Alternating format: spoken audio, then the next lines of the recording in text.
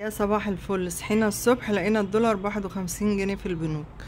الناس اللي خافت، الناس اللي قلقت، احنا مش بنعبد ربنا بالكلام، احنا بنعبده بالفعل. فربك هو الرزاق، ربك هو الكريم، ربك هو اللي هيدبرها. وان شاء الله والله هيبقى شهر كريم، هتعدي زي ما حاجات كتير عدت فهتعدي. ولو وصل 500 جنيه، لو وصل 1000 جنيه، هو مين اللي بيرزقنا؟ ده ربنا يا جماعة. احنا مش بنقولها بلساننا ربنا هو الرزاق، ربنا هو الكريم. لا، احنا نعملها بالفعل.